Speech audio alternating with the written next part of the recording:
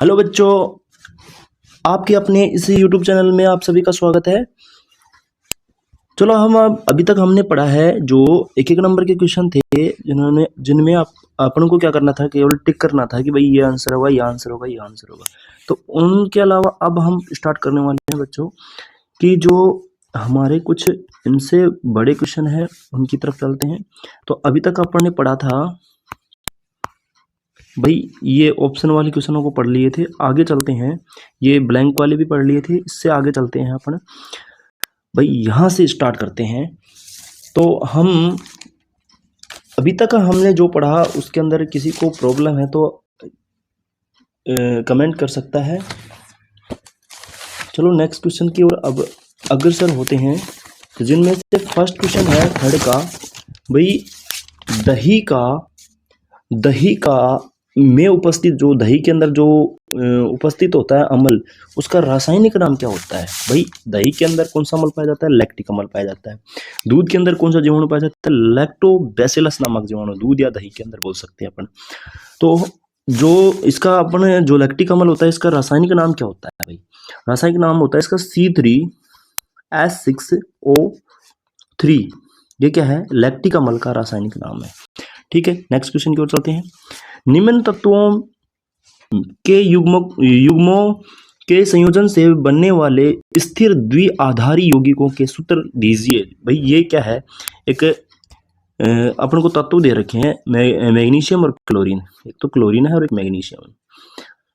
तो इनका क्या देना है? द्विआधारित सूत्र देना है। क्या देना है? द्विआधारित यौगिकों का सूत्र देना है। भाई अब सबसे पहले अपन को पता होना चाहिए कि भाई मैग्नीशियम कितने नंबर पे आता है। तो मैग्नीशियम 12 नंबर पे आता है। कितने नंबर पे? 12 नंबर पे।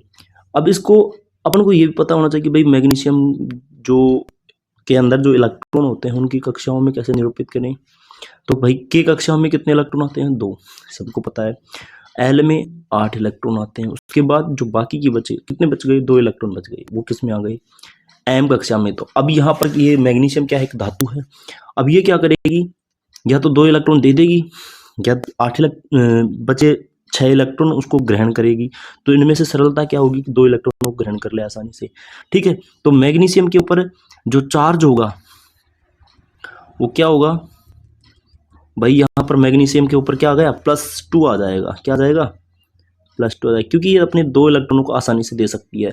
अब इधर बात करते हैं हम क्लोरीन की। क्लोरीन की बात करें तो क्लोरीन की बात करते हैं अपन, तो क्लोरीन का परमाणु क्रमांक क्या होता है? भाई 17 होता है। कितना होता है? 17 होता है। ठीक है, अब के एलएमएन कक्षाओं के अंदर दर्शा दें इनको। KLMN, ये क्या है? इसकी कक्षाएं हैं। तो के में कितने? 2 इलेक्ट्रॉन आ गए। एल में 8 इलेक्ट्रॉन आ गए। एम कक्षा है। ठीक है, एम कक्षा में कितने इलेक्ट्रॉन बचे? अब भाई 17 इलेक्ट्रॉन है, तो बाकी कितने बचे? भाई 10 तो हमने फिल कर दिया। भाई 7 इलेक्ट्रॉन बचे। अब यहाँ पर जो क्लोरीन है, इसको 1 इलेक्ट्रॉन मिल जाए। कितना इलेक्ट्रॉन मिल जाए? 1 इलेक्ट्रॉन मिल जाए। तो 1 इलेक्ट्रॉन मिलने के बाद क्या हो जाता है क्लोरीन? भाई 1 इलेक्ट्रॉन मिलते ही क्या कर लेगा ये? भाई अपना कक्षक है, इसको पूर्ण कर लेगा। इसके पास 8 इलेक्ट्रॉन हो जाएंगे। टोटल कितने हो जाएंगे? 8 इलेक्ट्रॉन हो जाएंगे। तो यहाँ पर जो क्लोरीन है, इसके ऊपर कौन सा चार्ज आ जाएगा? क्लोरीन के ऊपर -1 चार्ज आ जाएगा। क्या जाएगा? -1 चार्ज आ जाएगा। ठीक है, इस कारण अब देखो इसको कैसे हम क्या करेंगे। अब इसका क्या बनाना है अपन को? भाई अभी तक हमने क्या पढ़ा है कि भाई मैग्नीशियम के ऊपर तो +2 चार्ज आ गया। ठीक है, और भाई दूसरा क्या है एलिमेंट? दूसरा एलिमेंट है अपने पास क्लोरीन, इसके ऊपर -1 चार्ज आ गया। अब अभी तक हमने क्या पढ़ा है? अभी तक पढ़ा है कि जो भाई अब इनका क्या बनाते हैं? अपने यौगिक बनाते हैं। इनका क्या बनाएंगे? यौगिक बनाएंगे। तो हमारे पास दे रखा है 2 क्लोरीन। अब यहाँ पर जो मैग्नीशियम है, इसके पास कितना है? +2 चार्ज है। अब इन +2 चार्ज को कितने क्लोरीन एब्जॉर्ब करेंगे? 2 क्लोरीन ग्रहण कर लेंगे। कितने क्लोरीन? 2 क्लोरीन ग्रहण कर लेंगे। जिसके कारण भाई यहाँ पर क्या होने चाहिए? 2 क्लोरीन होने चाहिए। इस कारण क्या होता है इस यौगिक का नाम? भाई इसके जो चार्ज हैं इसके नीचे चले जाते हैं, Mg के नीचे, और इसके चार्ज किसके नीचे? इसके नीचे। तो क्या बन जाएगा? MgCl2। क्या बन जाएगा? जो द्वियौगिक बन जाता है वो क्या बन जाता है? MgCl2 बन जाता है। ठीक है, अब नेक्स्ट क्वेश्चन की ओर चलते हैं। भाई हीरा है विद्युत का चालन नहीं करता है, क्यों? जो हीरा होता है विद्युत का चालन क्यों नहीं करता? अभी तक हमने पढ़ा है कि भाई जो हीरा है, हीरे के अंदर जो भाई हीरा किससे निर्मित है, या फिर हम बोल सकते हैं किसका अपवाद है, किसका अपरूप है, तो कार्बन का अपरूप होता है। अभी यहाँ पर हमने पढ़ा है अभी तक, तो जो हीरा है इसकी संरचना कैसी होती है? चतुष्फल की होती है, हम सब पढ़ चुके हैं अभी तक। तो चतुष्फल की संरचना कुछ ऐसी होती है, देखो कुछ ऐसी होती है। मतलब क्या होता है कि ये 3D के अंदर होगी। भाई 3D के अंदर होगी तो भाई इसकी चारों वैलेंसी क्या है? कंप्लीट है यहाँ पर, क्योंकि कार्बन की कितनी वैलेंसी होती है? संयोजकताएं होती हैं, 4 संयोजकताएं होती हैं। कितनी संयोजकता? 4। मतलब कहने का मतलब ये है भाई कार्बन है वो 4 बंध बना सकता है, ठीक है। तो इसके चारों बंध या फिर चारों वैलेंसी क्या होती हैं? कार्बन की कंप्लीट होती हैं। ये भी कंप्लीट होगी, ये भी कंप्लीट होगी, ये भी और ये भी। इस कारण भाई इसके अंदर कोई मुक्त इलेक्ट्रॉन नहीं बचा है। भाई विद्युत का चालन कब होता है किसी भी परिपथ के अंदर? जब उसके अंदर मुक्त इलेक्ट्रॉन हो। भाई मुक्त इलेक्ट्रॉन ही तो क्या करेंगे? विद्युत का परिवहन करते हैं। तो यहाँ पर इलेक्ट्रॉन नहीं होते हैं, ठीक है, जिसके कारण क्या होता है?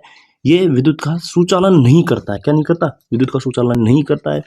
और भाई ये अत्यधिक कठोर होता है, इसी कारण भाई इसका यही कारण होता है कि यह अत्यधिक क्या होता है? अत्यधिक कठोर होता है, अत्यधिक कठोर होता है। कार्बन 6 नंबर पे होता है ना, तो इसको हम जो कक्षाओं के अंदर दर्शाएंगे तब इसकी वैलेंसी क्या पता चलेगी? हम 4 जैसे KLMN के अंदर दर्शाएं अपन, देखो इसके अंदर दर्शाएं KLM, इन कक्षा के अंदर दर्शा दे। 6 नंबर पे है, 6 इलेक्ट्रॉन होंगे, आप सभी को पता है 6 इलेक्ट्रॉन होंगे। अब भाई K कक्षा के अंदर कितने इलेक्ट्रॉन आए? भाई K कक्षा के अंदर आएंगे 2 इलेक्ट्रॉन। बाकी कितनी कौन सी कक्षाएं बच गई? बाकी कक्षा बच गई भाई L बच रही है, उसके अंदर 4 इलेक्ट्रॉन बच रहे हैं। अब क्या करे? कार्बन 4 इलेक्ट्रॉन दे सकता है और 4 इलेक्ट्रॉन ग्रहण कर सकता है। अब यहाँ पर कार्बन क्या करता है? कार्बन ये करेगा भाई 4 इलेक्ट्रॉन देने के लिए इतनी एनर्जी इसके पास है नहीं, तो क्या करता है? 4 इलेक्ट्रॉन लेने के लिए भी इसके पास इतनी एनर्जी है नहीं। भाई 4 इलेक्ट्रॉन ले तो बहुत सारी एनर्जी चाहिए, भाई 4 इलेक्ट्रॉनों के लिए एनर्जी चाहिए उनको ऑब्जर्व करने के लिए। तो यहाँ पर क्या करेगा? ये साझेदारी करता है 4 इलेक्ट्रॉनों की, जिसके कारण क्या होता है? हीरा चतुष्फल की संरचना बनाता है। भाई हीरा है ना, दूसरे कार्बन के साथ 1-1 इलेक्ट्रॉन की साझेदारी करता है चारों की जगह, इसलिए भाई कोई बंध बनता है उसमें 2 इलेक्ट्रॉन काम आते हैं, तो यहाँ 4 बंध बनाएगा, चतुष्फल की संरचना बनाती है, ठीक है। नेक्स्ट क्वेश्चन की ओर चलते हैं। नेक्स्ट क्वेश्चन में क्या है भाई? कार्बन का परमाणु क्रमांक कितना है? कितना है भाई कार्बन? भाई अपन ने पढ़ा है जो अपने जो एलिमेंट की जो सारणी है, ठीक है, उसके अंदर पढ़ा है अपन ने कार्बन की कितनी वैलेंसी होती है? 6 वैलेंसी होती है। 1 number hydrogen, 2 number helium, 3 number beryllium, boron, 4 number हो गया, फिर कार्बन आ जाता है। क्या होता है? कार्बन आ जाता है। 6 नंबर पे क्या आएगा? कार्बन आ जाएगा। नेक्स्ट क्वेश्चन की ओर चलते हैं। भाई तंत्रिका तंत्र की रचनात्मक और क्रियात्मक इकाई। भाई तंत्रिका तंत्र अपन बोलते हैं नर्वस सिस्टम। क्या बोलते हैं? Nervous system. तंत्रिका तंत्र की रचनात्मक और क्रियात्मक इकाई क्या है? भाई रचनात्मक और क्रियात्मक इकाई होती है इसकी न्यूरॉन। क्या होती है? न्यूरॉन होती है। अब नेक्स्ट क्वेश्चन की ओर चलते हैं। भाई प्लाज्मोडियम एक क्या है? एक कोशिकीय जीव है। क्या है? एक कोशिकीय जीव, जिसे हम बोलते हैं यूनिसेल्युलर। क्या बोलते हैं? यूनिसेल्युलर, ठीक है, यूनिसेल्युलर बोल सकते हैं। तो प्लाज्मोडियम क्या कर रहा है? प्लाज्मोडियम में जनन किस विधि द्वारा होता है? तो इसमें होता है बहुविखंडन, पॉलीमराइजेशन, बहुविखंडन। अपन बोल सकते हैं बहुविखंडन, ठीक है। नेक्स्ट क्वेश्चन की ओर चलते हैं। भाई वक्रता त्रिज्या तथा फोकस दूरी में क्या संबंध है? भाई वक्रता त्रिज्या जिसे R से दर्शाते हैं, फोकस दूरी जिसे F से दर्शाते हैं, इन दोनों के बीच क्या बताना है? अपन को रिलेशन बताना है। भाई वक्रता त्रिज्या और फोकस दूरी के मध्य क्या रिलेशन है? अब यहां देखिए आप, भाई वक्रता त्रिज्या इनडायरेक्टली प्रोपोर्शनल होती है किसके? फोकस दूरी के। ये क्या है? रिलेशन है। यहाँ पर हमने पढ़ा भी, जो R होता है वक्रता त्रिज्या होती है, F क्या होती है? फोकस दूरी। अब फोकस दूरी को किसके अंदर मापा जाता है? मीटर के अंदर। किसके अंदर मापा जाता है? मीटर के अंदर। आपको याद रखना होगा वक्रता त्रिज्या और फोकस दूरी के अंदर संबंध क्या होता है? व्युत्क्रमानुपात का होता है। नेक्स्ट क्वेश्चन की ओर चलते हैं। भाई हम पढ़ रहे हैं यहाँ पर भाई मुख्य अक्ष को परिभाषित कीजिए। किसको? मुख्य अक्ष को। Define principal axis. किसको परिभाषित करना है? भाई मुख्य अक्ष को परिभाषित करना है। तो दर्पण तथा, हमने पढ़ा अभी तक, ये क्या है? दर्पण है कोई, मान लीजिए दर्पण तथा वक्रता केंद्र क्या होता है? वक्रता केंद्र होता है सी, जिसे बोलते हैं सी। ठीक है, दर्पण तथा वक्रता केंद्र की बीच की सीधी दूरी को क्या कहते हैं? अपन मुख्य अक्ष कहते हैं, या फिर मिलाने वाली इस रेखा को, वक्रता केंद्र और प्रतिबिंब को मिलाने वाली जो, या फिर दर्पण को मिलाने वाली जो रेखा है, उसे क्या बोलेंगे? हम मुख्य अक्ष बोलेंगे। क्या बोलेंगे? मुख्य अक्ष। नेक्स्ट क्वेश्चन की ओर चलते हैं। क्या कारण है कि चुंबकीय क्षेत्र रेखाएं एक दूसरे को प्रतिच्छेदित नहीं करती हैं? कौन सी रेखाएं? चुंबकीय क्षेत्र रेखाएं।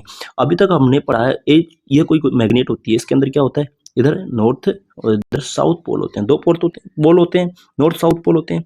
अब इसके अंदर क्या पढ़ा अपन ने? भाई चुंबकीय क्षेत्र रेखाएं बंद वक्र का निर्माण करती हैं। ऐसे बहुत सारी चुंबकीय क्षेत्र रेखाएं होंगी इस प्रकार से।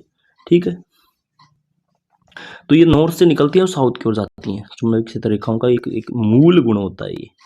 ठीक है, नॉर्थ से निकलती हैं और साउथ की ओर, पोल की ओर जाती हैं। ठीक है, अब ये कभी भी एक दूसरे को नहीं काटेंगी। अभी क्यों नहीं काटेंगी?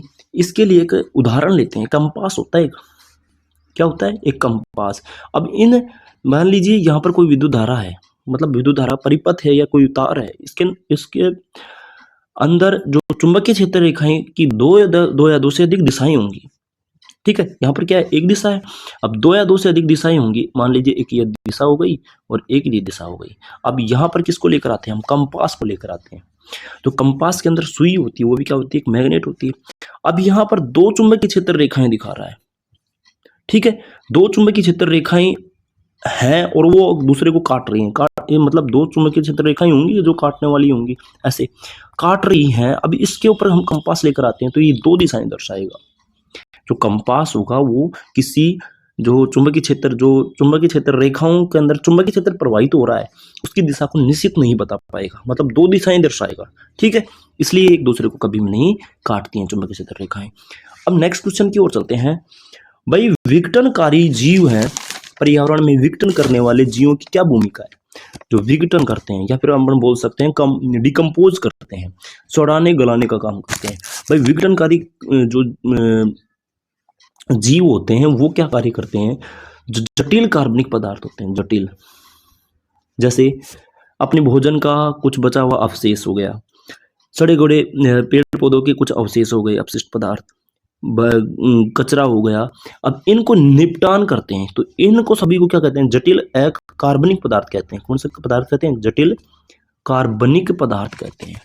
ठीक है, अब इन जटिल कार्बनिक पदार्थों को सरल कार्बनिक पदार्थों में बदलना किसका कार्य होता है? जटिल कार्बनिक पदार्थों को सरल कार्बनिक पदार्थों में बदलने का कार्य किसका होता है? इन विघटनकारी जीवों का होता है, जो विघटन करने का काम करते हैं। अभी विघटनकारी जीव भाई क्या करेंगे? सरल जटिल अकार्बनिक पदार्थ को सरल अकार्बनिक पदार्थ में बदल देते हैं, जिससे क्या होता है कि भाई प्राथमिक उपभोक्ताएं होती हैं, जो स्वपोषी होते हैं, प्राथमिक उपभोक्ता पेड़ पौधे हो गए, इनको पोषण तत्व मिल पाते हैं। ये पोषक तत्वों को पुनः चक्रण में सहायक होते हैं। किसके अंदर? पुनः चक्रण कराने में। भाई जो पोषक तत्व विघटनकारी जीवों ने क्या किया? विघटित कर दिया उन पदार्थों को, वो किसके अंदर चले गए? पेड़ पौधे के अंदर। पेड़ पौधे क्या करते हैं? उसको भाई अपने अंदर ऑब्जर्व कर लेंगे। अब ये क्या करते हैं? भाई कोई जीव आ गया, बकरी आ गई, भेड़ आ गई, भैंस आ गई, वो पेड़ पौधों को खा ली। अब उसके अंदर जो पोषक तत्व है वो कहाँ चले गए? भाई बकरी के अंदर चले गए, भेड़ के अंदर चले गए, भैंस के अंदर चले गए। तो ये क्या हो गया? पुनः चक्रण हो गया। ठीक है, नेक्स्ट क्वेश्चन की ओर चलते हैं।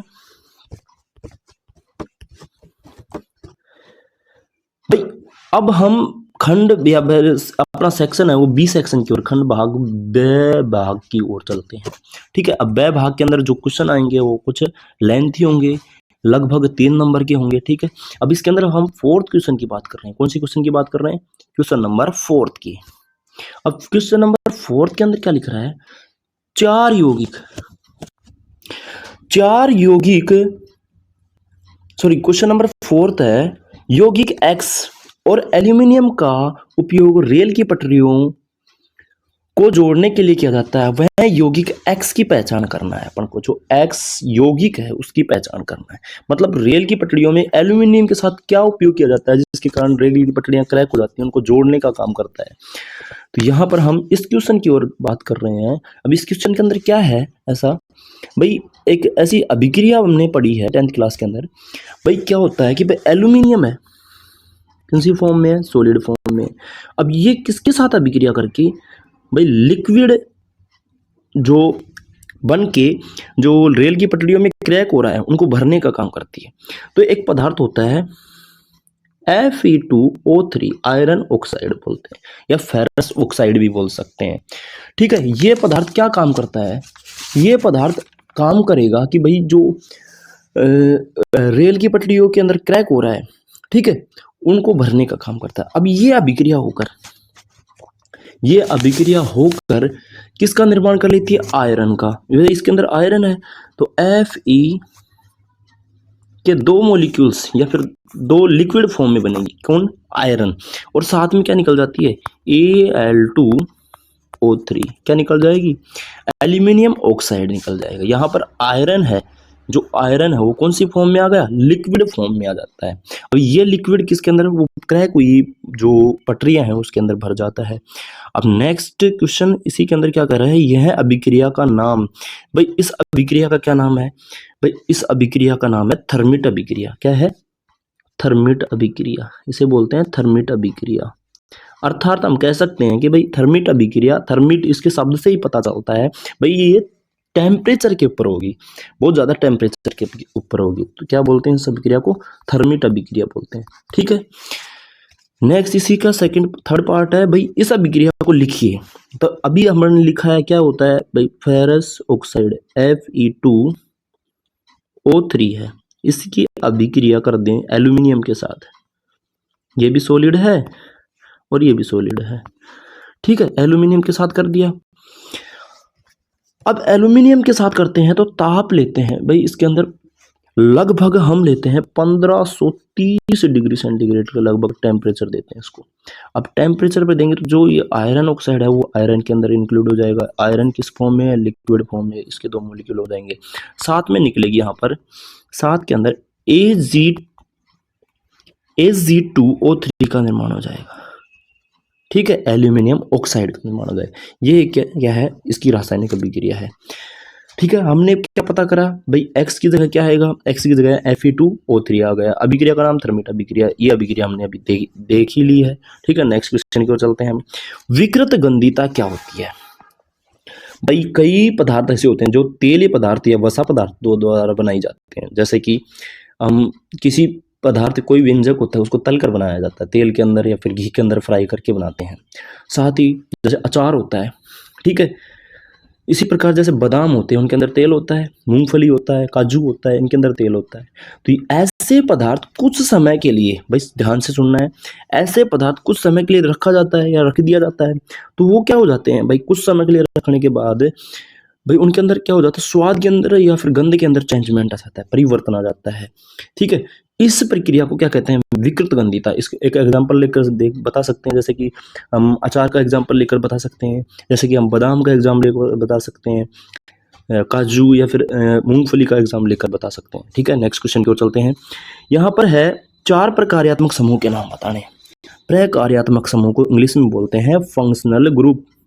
ठीक है, जो ये लिख रहा है इंग्लिश के अंदर फंक्शनल ग्रुप। अब ये प्रकार्यात्मक समूह क्या होते हैं भाई, 4 प्रकार्यात्मक समूह, एक होता है OH, ठीक है, इसे बोलते हैं हम एल्कोहल। एक होता है CHO, इसे बोलते हैं हम एल्डिहाइड। एक होता है COOH, इसे बोलते हैं हम कार्बोक्सिलिक अम्ल। एक होता है कीटोन, यहाँ पर ऑक्सीजन और ये इधर कार्बन, इधर कार्बन, इधर कार्बन है इस पोजीशन पर, तो ये क्या हो गया, एल्कोहल, एल्कोहल। ठीक है, ये क्या हो गया, एल्डिहाइड।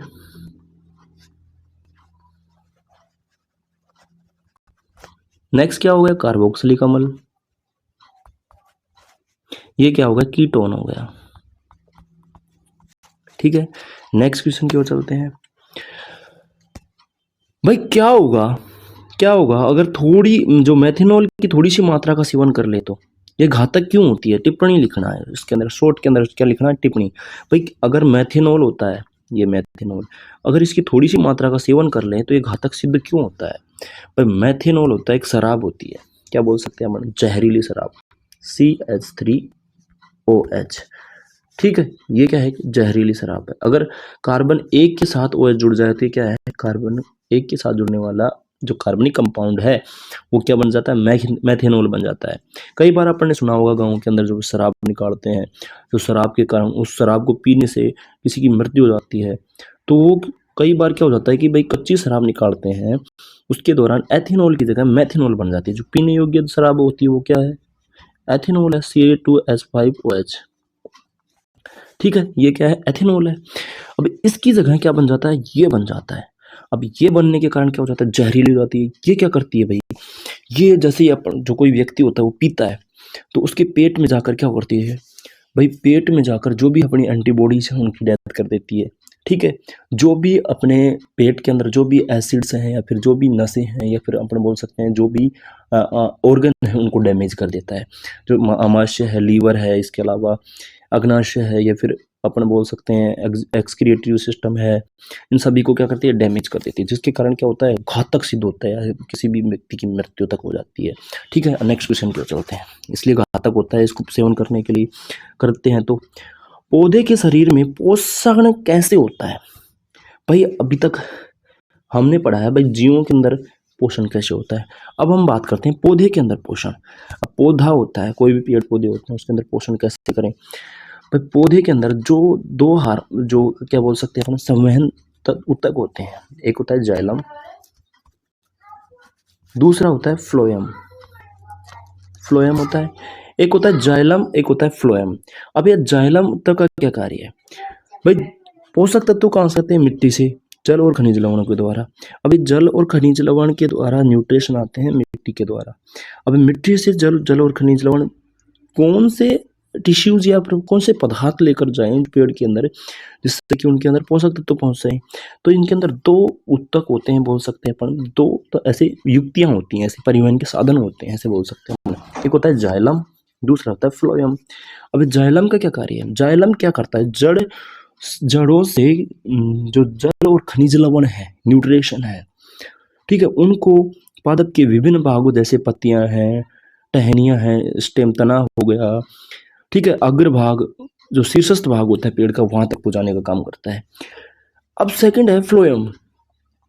अब फ्लोएम का क्या कार्य है? भाई फ्लोएम है पत्तियों के द्वारा जो बना हुआ भोजन है उसको पादप के विभिन्न भागों तक पहुंचाने का कार्य है। अब यहाँ पर हम बात करें पोषण का। ठीक है, पोषण से संबंधित क्या हो गया भाई? पत्तियों से भोजन बन गया, कार्बन डाइऑक्साइड ग्लूकोज के रूप में कार्बन डाइऑक्साइड का